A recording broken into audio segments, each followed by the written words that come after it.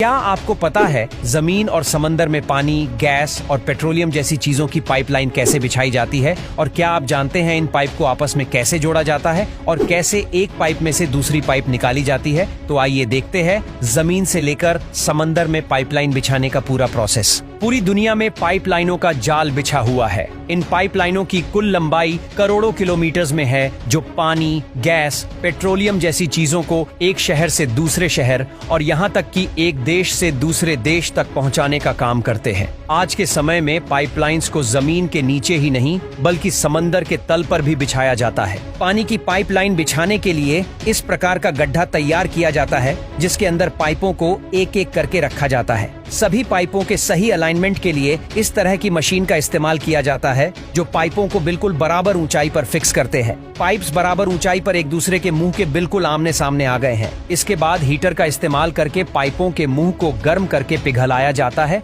और पाइपों को गर्म अवस्था में आपस में जोड़ दिया जाता है। खास तरह के प्लास्टिक से बनी ये पाइप्स आपस में मजबूती से चिपक जाते हैं। असल में यहाँ पर पहले से ही स्टील के बने पाइप्स बिछाए हुए थे, जिन पर जंग लगने से वे बिल्कुल खराब हो गए। इसीलिए अब लोहे के सड़े गले पाइपों की जगह इस तरह के प्लास्टिक के पाइपों को बिछाया जा रहा है। इन पाइपों की मोटाई पहले से ही बिछाए गए स्टील के पाइपों से कुछ कम रखा गया है, जिससे ये आसानी से उन्हीं पाइपों के भीतर से निकल सके। इस तरह की मशीन का इस्तेमाल करके पाइपों को खींचकर सही जगह पर फीड कर लिया जाता है और पूरी पाइपलाइन को बिछा लिया जाता है। ये है यूरोप में स्थित 120 किलोमीटर लंबी पाइपलाइन का निर्माण, जिसका प्रयोग प्राकृतिक गैस के ट्रांसपोर्टेशन के लिए किया जाएगा। गैस पाइपलाइन को बिछाने के लिए प्लास्टिक के पाइप्स की जरूरत नहीं है। इस काम के लिए स्टील के पाइप्स का इस्तेमाल किया जाता है। फैक्ट्री में पहले से ही तैयार किए गए इन स्टील के भारी भरकम पाइपों को साइट पर पहुंचाया जाता है और इसके बाद शुरू होता है।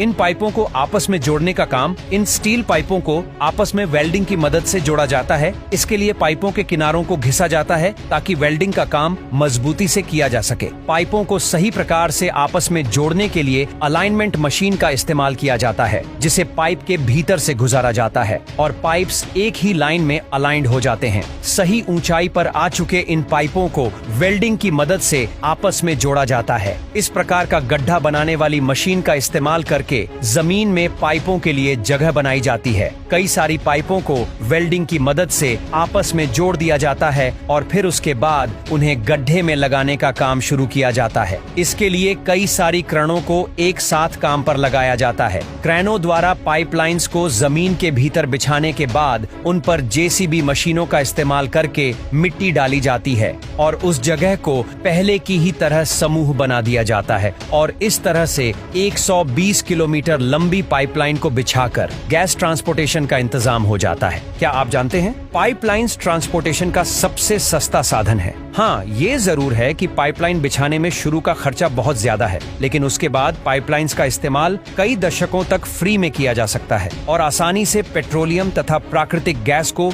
एक जगह से दूसरी जगह ट्रांसपोर्ट किया जा सकता है। भारत प्राकृतिक गैस की सप्लाई ईरान, बर्मा और कुछ अन्य देशों से पाइपलाइन के द्वारा ही प्राप्त कर रहा है, लेकिन इस काम में सबसे बड़ी दिक्कत है देशों के बीच में समंदर या सागर का होना। समंदर में पाइपलाइन बिछाना जमीन पर पाइपलाइन बिछाने की तुलना में ज्यादा मुश्किल और खर्चीला है, लेकिन इस प्रकार की तकनीक भारत में मौजूद है। ये है ONGC का अंडर सी पाइपलाइन बिछाने का जहाज। यहाँ पर इस जहाज में ही एक पाइप के पीछे दूसरी पाइप को वेल्डिंग करके जोड़ा जाता है। इस काम को हिस्सों में पूरा किया जाता है। सबसे पहले स्टील के पाइप के किनारों को घिसा जाता है। अगले हिस्से में इन पाइपों को वेल्डिंग की मदद से आपस में जोड़ा जाता है। इस काम के लिए आधुनिक मशीनों का इस्तेमाल किया जाता है। इसके बाद जिस जगह पर वेल्डिंग की गई है उसे बहुत ही अच्छे प्रकार से जांचा जाता है ताकि वहाँ से किसी प्रकार की लीकेज ना हो सके, नहीं तो पूरा काम बिगड़ जाएगा। इसके लिए पाइपों का एक्सरे किया जाता है और वेल्डिंग की गई जगह पर